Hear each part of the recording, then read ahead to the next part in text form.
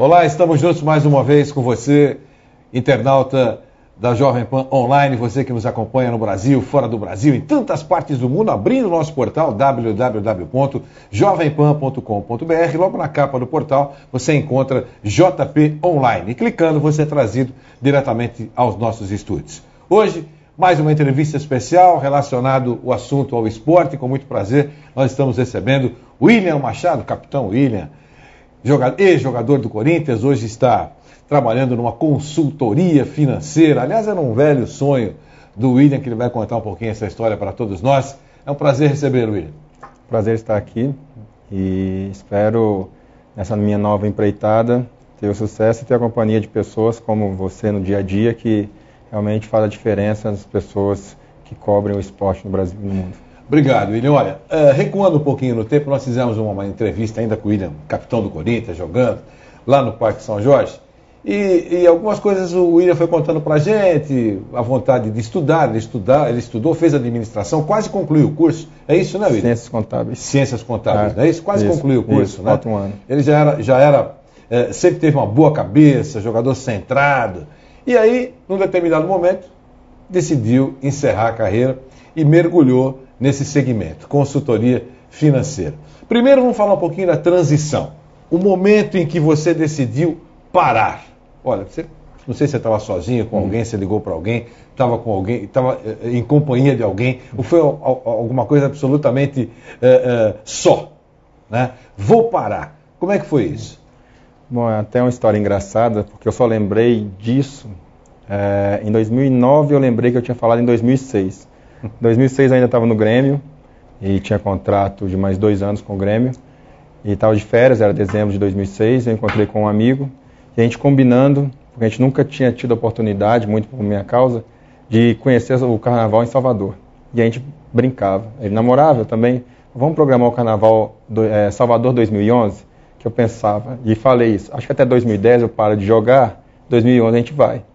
Mas esqueci disso. Em 2009, eu comecei, já estava no Corinthians, já comecei a imaginar quando eu iria parar, porque eu sempre tive o sonho, se pudesse jogar na grande equipe, porque eu joguei a maior parte da minha carreira em equipe pequena, mas eu imaginava, se tivesse a oportunidade de jogar na grande equipe, eu gostaria de encerrar minha carreira numa grande equipe.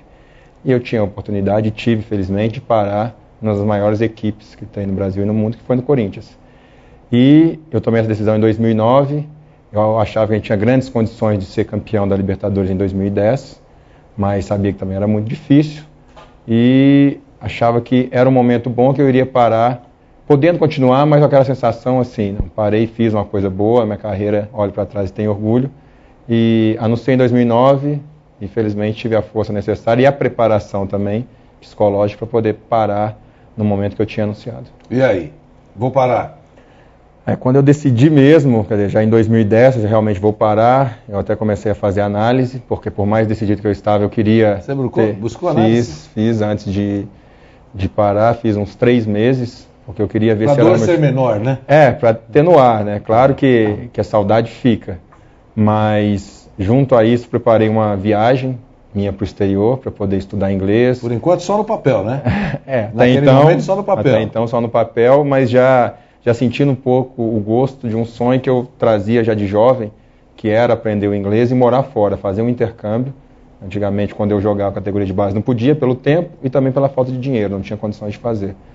E aí eu tinha o tempo, tinha o dinheiro, e ainda coincidiu, eu estava terminando um relacionamento, e estava solteiro, então era outro motivo que facilitaria a minha viagem. Então isso tudo veio a atenuar a minha falta, a saudade que eu sentiria do futebol, né, que eu fiquei praticamente o ano todo passado fora do Brasil e tendo outras experiências que eu jamais poderia ter jogando futebol. E naquele momento você citou, olha, inclusive, vou a Malta. Eu estava, Malta? Você vai para Malta? Porque eu tinha visto tanta coisa, né? Vou para a Inglaterra, eu vou fazer um curso em São Francisco, eu vou para Londres. Aí vem o William e mete Malta sobre a mesa. Por que Malta? Bom, eu estudei na escola que chama EC English e ela é oriunda de Malta. Os donos são de Malta, a escola começou em Malta. Depois eles expandiram a escola para Inglaterra. Hoje tem 4 escolas dentro da Inglaterra. para Cape Town, na África do Sul. Nos Estados Unidos acho que tem 5 escolas espalhadas nos Estados Unidos. Acabaram de comprar mais 3 no Canadá. Então é uma escola que está crescendo muito no mundo. Próximo objetivo parece que é a Austrália. E eles me convidaram, porque você não vai para Malta também para conhecer? E facilitou para não ter que ficar com a burocracia de documentação, para morar mais de 3 meses dentro de um país europeu, que a legislação permite até 3 meses para turista. Isso. Então eu fiquei 2 meses em Londres, fui para Malta, fiquei 2 meses, e voltei para Londres e fiquei mais 2 meses. Então eu não precisei de ficar com papelada atrás de documentação para poder ficar 6 meses, por exemplo, em Londres, e ainda tive a oportunidade de conhecer a ilha de Malta, que para quem não conhece é uma ilha do tamanho de Florianópolis, mas é belíssima, a população muito agradável, e se fala o inglês também.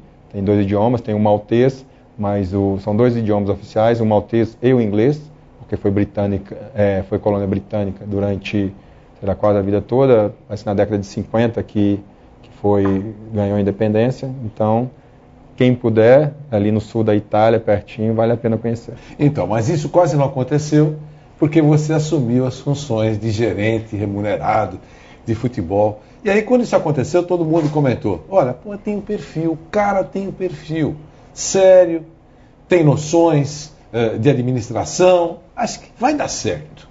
Algumas semanas depois, fim da relação. Como é que foi isso?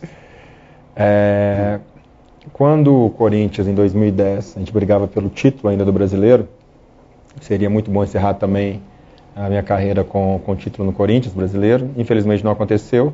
E pior ainda, a gente acabou ficando em terceiro. E nos deu a vaga apenas para pré-Libertadores.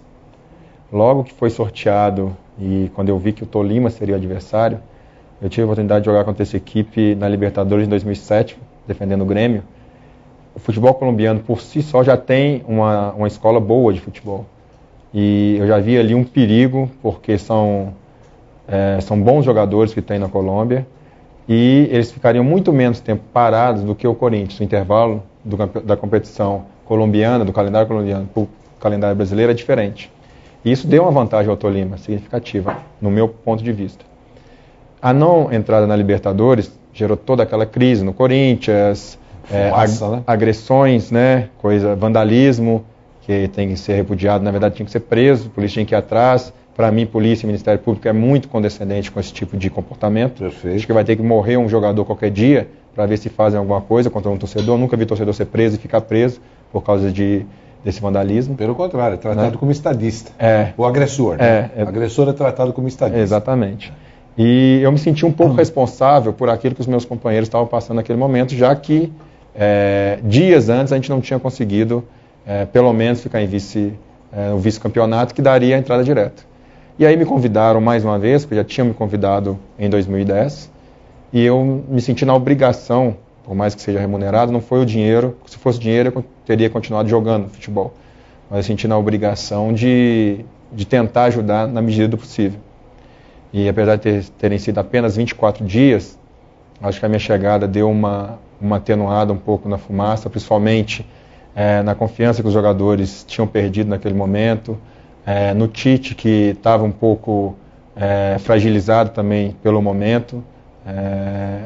E quando eu saí, o time estava em primeiro no Paulista. Então isso não é porque o William foi para lá. Entendi. Mas a minha parcela, juntamente com a vontade de todos que estavam ali, da retomada, fez com que o clube realmente retomasse. E depois perdeu o Campeonato Paulista para um Santos, que acabou sendo ainda o campeão da Libertadores. Então você vê a força que o Santos tinha.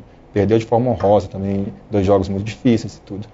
E o meu sonho ficava muito ainda na cabeça. Eu tinha aberto mão de um sonho, que era um sonho como de se tornar jogador de futebol profissional, também de fazer essa viagem. E eu sei que depois que você entra para o meio do futebol, dificilmente você tem uma outra oportunidade, porque, como eu disse, eu estava solteiro, eu estava aposentado, eu tinha o tempo necessário para poder fazer a viagem. O futebol toma muito tempo. Até me aconselharam: não, você fica fazendo inglês aqui, depois você viaja, fica um mês, mas não seria a mesma coisa. E felizmente eu vejo que hoje eu tomei a decisão certa quando eu aceitei, que eu tomei a decisão certa também quando eu decidi sair. Sair sem estar brigado com ninguém. Na semana seguinte eu voltei lá Parte da imprensa achou até estranho, porque pensou que eu tivesse brigado com todo mundo, e não foi isso. Minha saída foi bem tranquila mesmo. E 2 semanas depois eu já estava na Europa, indo atrás de um outro sonho, que felizmente eu consegui realizar também. Como é que foi essa permanência na Europa? Além de ter feito o curso de inglês, aperfeiçoar inglês, que você queria, mas é óbvio que você não foi só para isso, né? Você ficou tomando um banho de Europa, absorvendo cultura, olhando tudo, né? Eu queria que você fizesse um rápido balanço. Sim. Como é que foi isso?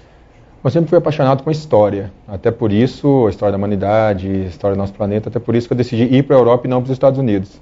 Estados Unidos é até mais barato, é mais perto, mas a cultura europeia me atrai muito mais do que a cultura norte-americana. Esse capitalismo desenfreado, eu até, pelo contrário, sou contra, tenho uma certa aversão aos Estados Unidos, mas pretendo visitar porque também é um preconceito, é melhor que eu vá e veja com meus próprios olhos se eu tenho razão ou não nesse meu julgamento à distância. Mas a Europa, para mim, foi muito enriquecedor. O contato que se tem numa escola de inglês com pessoas do mundo todo, você realmente aprende a cultura do outro país através de um estudante que está ao seu lado, ou então de uma pessoa que você está dividindo apartamento. E além do curso de 6 meses, eu fiquei quase 3 meses viajando pela Europa. Então eu pude conhecer... Quase mochileiro. Praticamente mochileiro, fiquei em albergue, não tenho... eu estava viajando sozinho, então a melhor maneira de você se enturmar realmente é ficar em albergue, porque todos ali são viajantes. Hotel é muito bacana, mas é muito... pessoal, você fica muito isolado, né? É difícil você conhecer alguém em hotel. Já no albergue tem a área em comum lá, que todo mundo fica sentado, batendo papo, querendo saber histórias, por onde você foi, para onde você vai, e pegando dicas. Perfeito. Então realmente foi uma experiência que eu fico muito feliz de ter feito. Muito bom. E aí, mercado financeiro, né? Você descobriu que tem um filão aí. Sim. Né? Consultoria financeira para os seus ex-companheiros, né? De uma forma geral, o jogador de futebol profissional. Sim. Você sentiu isso na carne porque você percebeu que tem gente perdendo dinheiro a rodo? É assim? Sim. Mas na primeiro choque que eu tomei, eu era novo ainda, tinha 21 anos, eu estava em um clube em Belo Horizonte, emprestado pelo América Mineiro, e nesse acordo o América Mineiro teria que pagar meu salário. Só que a América não estava pagando, então eu acabei indo trabalhar, fazer faculdade, tive que arrumar um estágio, então minha jornada de trabalho era era assim, faculdade de manhã, treino à tarde, estágio no Banco do Brasil à noite. Então era pesado. Mas porque eu não podia depender mais do meu pai. 21 anos, eu não queria mais. Uma que não tinha condições e outra que já tem vontade de comprar as coisas que qualquer jovem quer e precisa. E esse clube, a gente estava disputando a 3ª divisão, acabamos ganhando a 3ª, subiu. O América, ao final do ano, acabou pagando. E no ano seguinte seria a mesma história. A América pagaria, mas esse clube conseguiu uma verba. Então eles estavam nos pagando e eu acabei deixando o estágio. Só que no último mês, eu inexperiente ainda, de clube pequeno, não pagaram, mas falaram que ia pagar. Eu, como já estava na faculdade, tinha cheque especial e cartão de crédito, queimou. Eles vão me pagar, depois eu quito. Gastou por conta, né? Exatamente. De um direito que eu tinha, mas que eu acabei não recebendo. E aí o que aconteceu? Eu fiquei devendo, cheque especial, cartão. E aí ali eu comecei a aprender que não se deve gastar tudo que tem. E muito menos confiar naquilo que tem para receber. Então foi o primeiro choque. Como eu estudei ciências contábeis, me deu uma noção muito bacana também de como administrar pelo menos a sua vida. E óbvio, quando eu fui convivendo com jogadores no meio do futebol, eu fui vendo como são despreparados. E quando eu cheguei em clube grande, Grêmio, principalmente Corinthians, eu tive acesso a pessoas que estão em volta, que é normal, atores, cantores, etc., até médicos, que têm a vida financeira muito atrapalhada, porque o Brasil, infelizmente, é carente de educação e educação financeira também. Então, muita gente ganha dinheiro, não sabe o que faz com o dinheiro, e depois é triste ver, não só companheiros, mas pessoas que foram bem-sucedidas, por falta de confiar em alguém ou procurar alguém realmente profissional. Porque quando eu falo assim, de repente a pessoa pensa, mas o Willian era jogador e vai cuidar do meu dinheiro? Não, eu tenho uma empresa, eu sou representante comercial.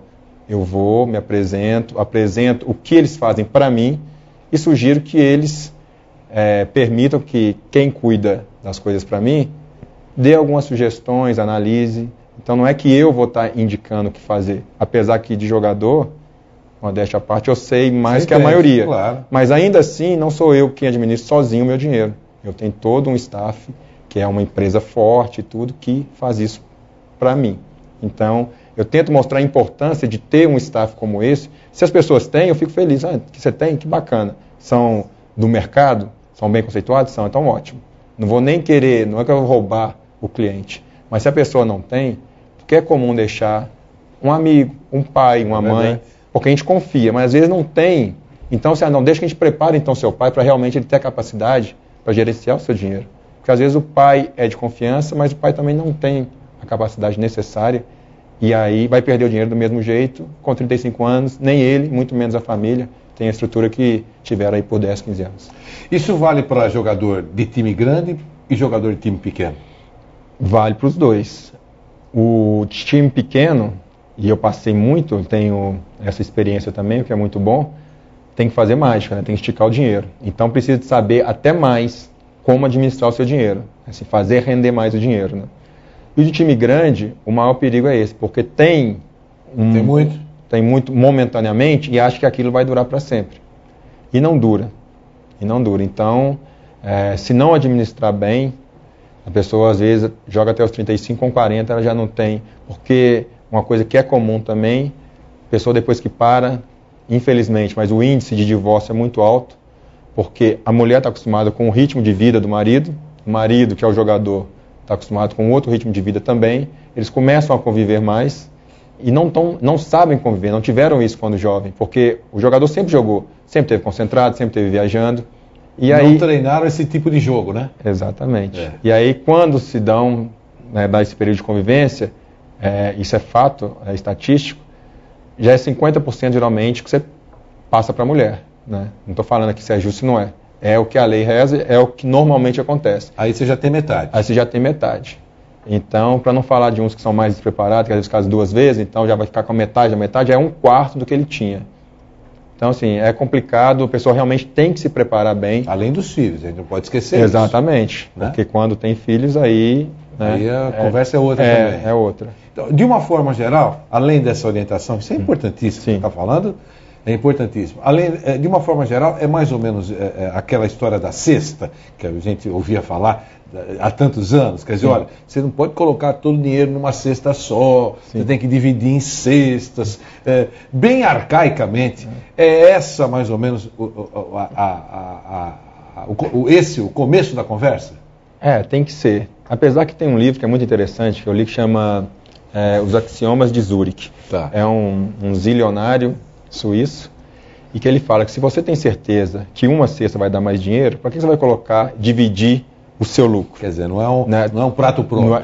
Se você sabe, mas aí que tá, você tem certeza, porque o risco também é bem maior se você coloca. Como você trabalha com segurança, e no mercado, por mais que se diga que não, a gente sabe que em algumas situações pode ter informação privilegiada, o que se aconselha na maioria das vezes é realmente você dividir em cestas, colocar um pouquinho no banco, um pouquinho em ações, um pouquinho em apartamento para quem gosta, às vezes um pouquinho abre um comércio, mas isso tudo com muito cuidado e muito critério, porque senão, não, vou comprar um posto de gasolina, quem vai administrar? Não, é meu primo. O primo é formado em administração? Não, é meu primo. Por que não? Porque eu gosto dele e confio. Aí entra no mesmo problema do pai, que eu acabei de falar. Então, o que a gente fala da consultoria financeira se o cara tem uma dor de cabeça, enxaqueca, ele procura um médico. Mas o cara nunca procura, normalmente no Brasil, não tem essa cultura de procurar o consultor financeiro para saber o que ele vai fazer com o dinheiro. O cara estuda para isso, está ali a vida toda, como médico também. Por isso que eu citei médicos aqui, porque tem um exemplo de uma amiga minha, que ela tem 2 clínicas, ela tem uma conta bancária para a vida pessoal dela e para as 2 clínicas. Ela não sabe nunca se a clínica está dando dinheiro, se não dá, qual que está, qual que não está, porque ela tem uma conta só. Ela é uma médica formada e tem 2 clínicas e tem condições de ter. Mas ela não sabe se está dando dinheiro ou se não está dando dinheiro. Então, assim, você falou da cesta, cada macaco no seu galho. Claro. Né? Então, a minha dica é procure alguém, não é procurar só a Redomo, não é só o William que está aqui fazendo propaganda. Estou fazendo propaganda para a pessoa procurar gente especializada em consultoria financeira para poder, num futuro, não passar por situação de ter dinheiro e depois acabar, que acredito que deve ser muito mais difícil. Pessoa que não tem, e eu falo também porque eu já tive condição pior do que eu estou, sempre foi razoável, não estou me queixando, mas não é a condição que eu tenho hoje, que também não é de milionário. Entendi. Mas eu acredito que deve ser muito difícil a pessoa ter uma condição, como eu já vi, poder jantar fora todos os dias, nos melhores restaurantes, e de repente estar morando de favor depois. Então, Entendi. tem que saber evitar. William, é claro que existem alguns casos que a gente costuma brincar dizendo o seguinte, olha, mesmo que fizer besteira o tempo todo, ainda assim o dinheiro não vai acabar. E existem, mundialmente, alguns casos, alguns personagens que a gente sabe, por mais bobagem que faça, já ganhou tanto que não vai ficar vivendo com uma cesta básica, com todo respeito. Né? Então, mas tirando esse número, que evidentemente não é um número tão grande, a gente sabe que não é tão grande, de uma forma geral, um jogador, bom jogador, né, que jogou em time importante e tal, quando termina a sua carreira, que mais ou menos as carreiras levam quase o mesmo número de anos, né? Alguns, 10 anos, 12 anos, sei lá. Mas quando acaba a carreira, mais ou menos, tem o mesmo pacote financeiro? Não, diferencia muito. Muito. Porque de posição, né? Isso aí, do time da Série C ao time da Série A, goleiro vai ganhar menos, igual o zagueiro, assim. Volante, o meia já ganha mais e o atacante. Então é uma coisa assim, o atacante ganha mais. Atacante meia amador, geralmente ganha mais. Meia e atacante ganha mais. Ganha mais. Quer dizer, então, teoricamente, quando termina a carreira, eles têm... Estamos falando de pessoas que têm boa cabeça. Sim. Né? Acabei, parei, amanhã não jogo mais. Ele vai lá no banco dele, ele tem uma boa poupança, um bom dinheiro. Tem uma boa reserva para se manter. Uma boa reserva. Bem. Você não fez bobagem. Exatamente. Você não fez bobagem. Exato. Quando a gente fala uma boa reserva, por isso que a gente está falando com muito cuidado aqui, porque nós não estamos falando nomes. Sim. Né? É conceito. Quer dizer, quando se fala em uma boa reserva hoje, boa reserva, uma pessoa que tem uma família normal, ele, a mulher, 2 filhos e tal. Quanto é, William, uma boa reserva que você considera? Bom, depende do tipo de vida que a pessoa quer levar. Não estou falando do Eike Batista. Sim, claro. Tá. Porque a pessoa que vive, por exemplo, em São Paulo, capital, ou que vive no interior, se ela tiver 10 mil aqui, se ela tiver 10 mil lá, o 10 mil vale mais lá. Porque aqui o custo de vida é mais alto. 10 mil, você está falando 10 milhões? Não, 10 mil reais. Eu falo por mês. Ah, você falando... 10 mil reais. Se ela tem 10 mil reais por mês de renda, o dinheiro dela está aplicado e está dando 10 mil reais por mês. Não mexe do dinheiro, todo mês entram 10 mil reais. Isso. Já não é muito certo porque a inflação acaba comendo seu dinheiro. Então, você tem que considerar isso. Mas, enfim, fazendo uma conta um pouco burra, digamos que 10 mil, vamos esquecer a inflação, tem 10 mil todo mês. Todo mês. Se ele vive em São Paulo, ele de repente tem 2 filhos, vai querer colocar numa escola num nível legal e tudo, vai gastar 8 no plano de saúde, porque nosso país não dá educação pública, não dá saúde pública. Então, a pessoa tem que preocupar com isso. Então vai ser gasto com educação e saúde. Não vou falar nem segurança, né, que é uma coisa também que a gente não tem muito, mas tudo bem. Vai gastar aí de repente, para o padrão que estava acostumado, 8, 9 mil reais. Vai sobrar 1.000. Se for no interior, de repente vai gastar 5, 6. Só que 10 mil reais, que é um baita salário, se tratando de Brasil, isso no Brasil, se tratando de um baita salário, muito jogador não está acostumado a gastar só 10. Isso por mês. Então, até se adaptar a esse momento? Então por isso que tem que estar aplicado. Um jogador hoje que tem uma carreira de 10 anos, ainda mais hoje, nos últimos 2 anos, deu um salto, os salários no Brasil, fantástico. Eu acho bom, não estou criticando isso. Claro. É melhor que a pessoa vai conseguir acumular, sendo inteligente, com um tempo menor. Mas hoje, 1 milhão bem aplicado, na empresa que eu trabalho, por exemplo, a gente dá próximo um pouquinho mais que isso. Que não é banco. Porque é outra coisa que tem uma diferença. Eu falo, banco é só pesquisar. Se eu não me engano, eu não vou citar o banco, mas um dos grandes bancos que a gente tem no Brasil, se eu não me engano, o segundo maior, bateu um recorde de lucro, foi publicado semana passada, semana atrasada. Assim, entra crise, sai crise, e banco está batendo lucro atrás de lucro. Aí como eu falo, nada contra os gerentes, eu tenho gerente. Mas o gerente não é nosso amigo. O gerente é funcionário do banco. Então, ele trabalha para o banco. Só te trata bem. Só te trata bem, falando que faz as coisas, mas te vende produtos que o banco quer que seja vendido. São os mais rentáveis para o banco. Então, quando a gente fala de consultoria financeira, o que é? Seu dinheiro também vai estar num banco. Só que vão ter pessoas brigando, falando a mesma língua que os banqueiros e conseguindo taxas melhores para a pessoa, menores e melhores. Quer dizer, esse jogador entregou 1 milhão, ele, cálculos Sim. redondos, quanto é que ele vai receber por mês? Arredondando 10 mil. 10 mil. 10 mil. Isso dá 1%. Dá 1%. Dá 1%. Que hoje a Selic não dá. É que sim, que aí entra nos termos mais Claro, sérios do claro, mercado, claro. Mas é porque tem essa diferença entre o que o banco paga e o que a consultoria consegue pagar, que é, na verdade, o quê? Conta para quem não entende muito, mas é o seguinte, o banco te dá um valor, a gente consegue mais porque a gente administra um volume maior.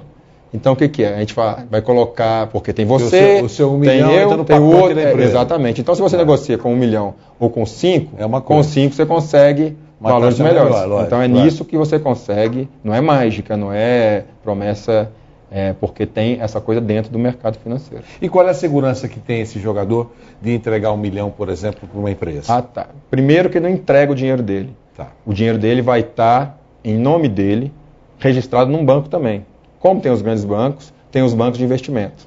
Então é a mesma coisa. Simplesmente vai estar, o seu dinheiro está aqui. Se você quiser sacar, você saca na hora que você quiser, você acompanha. É um banco normal, só que são chamados bancos de investimento. Os fundos de investimento. Então, dependendo do perfil, que tem gente, eu quero ações, mas não entende nada. Então, a gente vai te educar, que é a outra parte também que a gente tem na consultoria, que é a educação financeira, a gente vai te ensinar como funciona o mercado de ações. Para você acompanhar. Para você acompanhar. E aí, depois que você entender, aí sim, aí se você quiser colocar algum dinheiro, a gente tem todo o processo que você precisa para você poder colocar o dinheiro. Mas a gente não aconselha colocar quem não sabe. A bolsa está subindo. E a pessoa vai, justamente, aí a bolsa cai, a pessoa desespera e tira na hora que não é para tirar. Então, porque não entende. Então, tudo que a gente não entende, é melhor a gente entender para depois a gente poder investir. E você tem algum cliente, ex-jogador ou jogador? Eu abri essa empresa ao final de 2010 e em 2011 eu viajei. Então, foi até uma coisa boa, porque o mercado financeiro, ao mesmo tempo, é muito ávido, né? Óbvio, todo mundo está querendo. Quanto mais volume, mais dinheiro gera para todo mundo. Mas você tem que ter critérios de escolha dos seus parceiros, quem que vai ser, quem que não vai ser. E esse tempo meu longe foi bom, porque meu sócio ficou aqui e ele ficava só se reunindo. Com esse, com aquele, com A, com B, com C, e escutando. E a desculpa sempre era, não, o William não está aqui. Quando o William voltar. Mas eu sabia de tudo, esse não, calma. Eu tenho também amigos no mercado financeiro, buscava informações e tudo. Um parceiro que a gente tem hoje é a Nine, a gente fechou com eles e tudo, por conhecer o Ronaldo, mas principalmente porque ele sabe qual que é a minha proposta de trabalho na área financeira. E a gente, com muito critério, a gente escolheu, eu falei assim, agora eu estou de volta ao Brasil, já fiz alguns contatos na Europa também. Está cuidando do dinheiro do Ronaldo? Não, isso aí é inteligente, isso aí é muito inteligente. E eu ia citar quando você falou, o Ronaldo hoje é um expoente, né? Um ícone quando a gente fala de dinheiro. Conta isso, né? Mas ele ainda, se ele fizer cagada, com tudo que ele acumulou, ele ainda perde. Porque ele chegou a filmar, um dia que ele estava viajando, um iate, que na verdade é um navio, do Abramovich. Pensa, o Ronaldo, que acumulou por mérito dele, pelo nome que ele tem, por tudo que ele criou, uma fortuna merecida, mas significativa, claro. Para ele ficar admirado com o tamanho do... É iate, mas tem um iate que tem 2 heliportos. Na verdade você pensa, um navio. 2 helipontos. Então você pensa, mas assim, então até o Ronaldo, se ele fizer besteira, ele tem como queimar tudo que ele adquiriu. Né? Acaba. Então, não estou cuidando, mas a minha ideia agora realmente é estar visitando os meus amigos, não mais como só amigo, mas apresentando para ele. Hoje a gente está todo estruturado para realmente estar apresentando, a gente trabalha assim, assim, assado. E também a experiência de cuidar do meu dinheiro. Né? Eu sempre gosto assim, primeiro vai o meu. Deu certo? Depois eu indico. Então esse ano também serviu para isso. A gente escolheu o nosso parceiro financeiro, colocar meu dinheiro, ver como trabalha, se comungava as ideias minha, do meu sócio e da consultoria financeira que a gente escolheu. E aí eu vi que está dando certo, que está legal, estou satisfeito. Falei, então agora a gente já pode estar apresentando, porque eu também não quero carregar o peso de indicar alguma coisa para algum amigo que não vai dar certo, vai causar, em vez de benefício, malefício. Então eu parto desse princípio de sempre estar junto com a pessoa. Se tiver que perder, eu também perdi. Muito bacana que o William está fazendo, porque o jogador parou de jogar futebol, boa cabeça, e está tentando uma nova caminhada, algo que ele sempre gostou. Eu nunca esqueci, fiz uma matéria com o William, quando ele já destacava ciências contábeis, o meu desejo, ainda jogando, estava lá dando entrevista de short, ia jogar no dia seguinte, e olha, tem um desejo, e aí meteu Malta na mesa, eu nunca mais esqueci, falei, Malta, esse cara vai para Malta, e realmente ele conseguiu cumprir e realizar esse sonho. Ainda agora de fora, como é que é essa história de esfriar a espinha quando o Corinthians ouve falar em Libertadores? Isso é um fato? É um fato, eu acho que ainda para a maioria dos torcedores corintianos. Que, a meu ver, eu acredito que o Corinthians, muito em breve, espero que já esse ano, mas não dá para a gente apostar, né? Mas está se preparando. A manutenção do Tite ano passado, depois da não entrada na Libertadores, foi uma coisa muito sábia por parte da diretoria, do Andrés. Deu condições de trabalho, ganhou o Campeonato Brasileiro com mérito. Então, os jogadores estão mais tarimbados, estão mais acostumados. Então, isso tudo é uma forma de preparação. E o torcedor, acredito que, ao meu ver também, à medida que vai disputando, vai ficando mais acostumado a isso.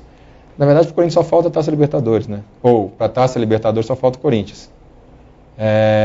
Porque os torcedores até falam assim, depois de ganhar a Taça Libertadores, que graça que vai ter? O que mais, né? Porque o Corinthians já ganhou, felizmente, tudo.